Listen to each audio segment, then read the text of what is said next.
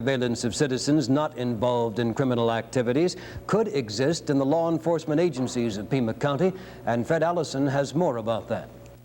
Tucson in the late 1960s, like many other university towns, was worried about the possibility of violence on the campus. Anti-war sentiments were growing to a peak that would be represented later by the shootings at Kent State. And the late 1960s, a time when at least one person in Pima County apparently was being watched by a local law enforcement agency for reasons not directly related to criminal activity. Tucson attorney William Risner says he was shadowed, followed, and monitored by an undercover agent of the Pima County Sheriff's Department. Risner was actively against the war, but he says he doesn't know if it was his opposition to the war that caused him to be placed under surveillance. How did Risner find out he was being watched? The man who did the watching later told him. There was a coordination between various police agencies at the time who had undercover agents. The Sheriff's Department, the Tucson Police Department has purely political surveillance agents. The State Department of Public Safety had political agents at the time, as did military intelligence and as would the FBI. So I think the prime motivation was citizens who were active in any kind of affair, then they would want to know who these people were, who their friends were, what they were saying.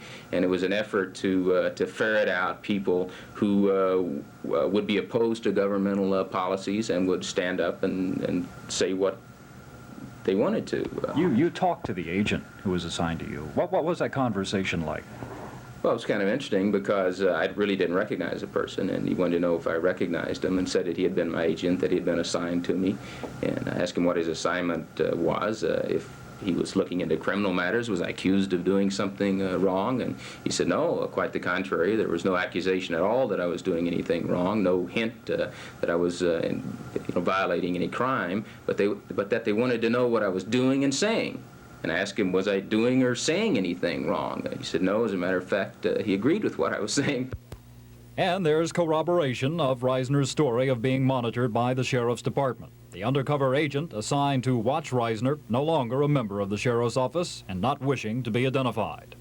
I was assigned to the university to monitor Risner's talks, attend the rallies, and report on what he was attempting to do or say.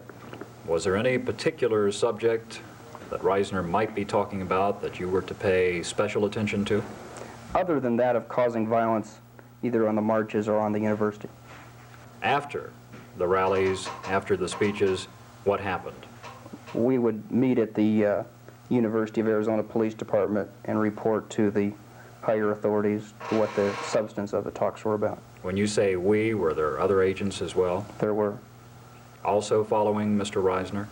Well, they were assigned numerous duties. One of them was Risner's talks. We would take turns.